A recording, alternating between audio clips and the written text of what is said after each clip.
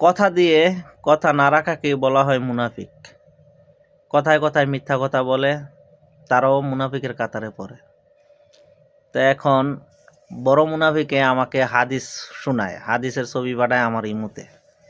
হ্যাঁ, বড় মুনাফিকে বলছে বাবার থেকে যদি বাড়ি 3 জনের নামে লেখা লস, তাহলে নিচতলা আমার দায়িত্ব আমি কমপ্লিট করবো।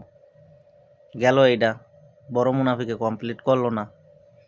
তাই ছোট মুনাফিকে বলছে যাই হোক, হ্যাঁ যখন বাড়ির কাম করে নাই, তাই আমি বিদেশ যাইতে পারলে আমি বিল্ডিং পুরাটা করবো। ঠিক আছে, বিল্ডিংয়ের ফাউন্ডেশন হয়েছে 4 তলা, তো পুরাটা করবো দূরে থাকুক, নিচতলার 7 পর্যন্ত আমার কমপ্লিট ছিল, আর বাদ বাকিটা নিচতলার কাজ হয় নাই। ছোট মুনাফিকে আমার একদিন ফোন করে কয় যে আমার কোন সাইড দিয়ে ইউনিট দিবেন, আমার ইউনিট আমি কইরালাম। ঠিক আছে, তাহলে এই লো অবস্থা, মুনাফিকদের অবস্থা এই লো অবস্থা। ঠিক আছে, যখন আমরা টাকা পয়সা কামাইছি, বড়জনও কামাইছে, কামায় নাই এরকম না, বড়জনও কামাইছে, তা আমার প্রেজেন্টেশনটাই বেশি ছিল টাকা। তো এখন বিষয় হলো গিয়া, আমার মাও বলছিল যে তোরা দুইজনে এখন কামাইতাছস, ছোট হয় যে সঙ্গে বড়ই বয় কামাইবো না, ওর টাকা পয়সা বিল্ডিংও লাগামো না, বাড়িতে লাগামো না।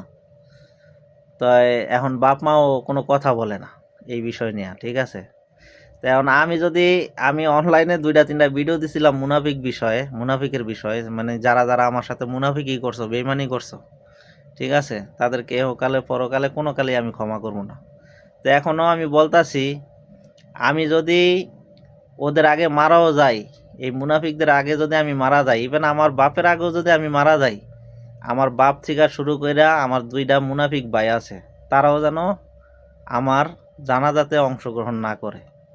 ঠিক আছে, আমি সিঙ্গাপুরে অ্যাক্সিডেন্ট করে এই যে মাজাতে ব্যথা পাইছিলাম, এখন আমার সমস্যা, আমি জানি না আমার বয়স বাড়লে এটা কোন পর্যায়ে যাইব।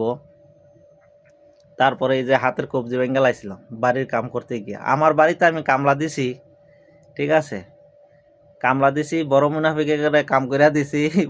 বড় মুনাফিকে কয় বড় মুনাফিকের বিলে আমি 1 লাখ টাকা বেশি লাগাইছি আর বড় মুনাফিকের ইউনিটে, আর ছোট মুনাফিকের ইউনিটে কাম করে দিছি। আমার মায় কয় আমি বিলে ছোট মুনাফিকের টাকা পয়সা সব লুইটা ফাইটা খাইয়া লাইছি।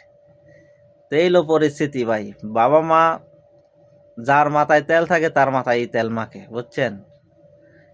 আমার মাথায় তেল নাই, আমার তেল মাখো না। ঠিক আছে, তো এইলো অবস্থা। যাই হোক, পিছনে যা গেছে তো গেছে, সামনের দিকে দেখি কিছু করতে পারি নাকি, আল্লাহ কপালে কি রাখছে। যদি বাচ্চা থাকি, কারো সাথে কোনো আপোষ নাই, যদি আমার আমি বুঝা না পাই। ঠিক আছে, বুঝা পাইলে আপোষ, এছাড়া কাউরে আমি ক্ষমা করব না।